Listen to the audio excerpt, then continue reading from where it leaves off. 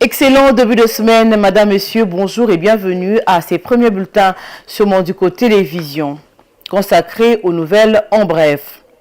Les travaux du 44e sommet de chefs d'État et de gouvernement de la communauté de développement de l'Afrique australe, SADC, se sont clôturés le samedi 17 août 2024 à Harare, au Zimbabwe.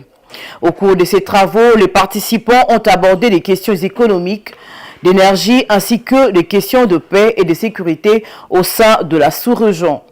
Pour ce qui est spécifiquement de la République démocratique du Congo, ils ont salué les efforts continus de l'Angola, médiateur désigné par l'Union africaine dans la recherche de la paix entre Kinshasa et Kigali, mais aussi de l'ONU dans l'appui de la force de la SADC en RDC et SAMI DRC.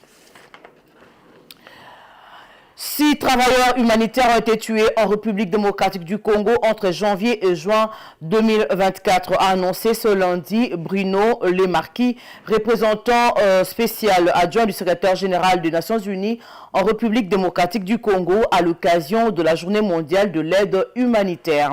Lemarquis, qui est également coordonnateur résident et humanitaire en RDC, a exprimé son inquiétude face à l'augmentation des attaques contre les civils et les acteurs humanitaires dans le pays. Plus de 200 incidents ont directement ciblé les humanitaires sur le terrain et 11 ont été enlevés au cours du premier semestre de cette année en cours. Le coordonnateur humanitaire a évoqué le souvenir plutôt douloureux de 2 travailleurs humanitaires tués à Butembo le 30 juin dernier lors de l'incendie d'un convoi humanitaire par le groupe armé. Il a souligné l'urgence d'agir contre l'impunité des acteurs de ces attaques. Et pour finir en justice, le gouvernement annonce l'état général de la justice. Constant Moutamba l'a annoncé ses assises au cours de la réunion du Conseil des ministres. Ce forum va diagnostiquer le mot qui caractérise l'appareil judiciaire en République démocratique du Congo et les recommandations formulées seront mises en pratique afin de redorer l'image de la justice congolaise qualifiée de malade.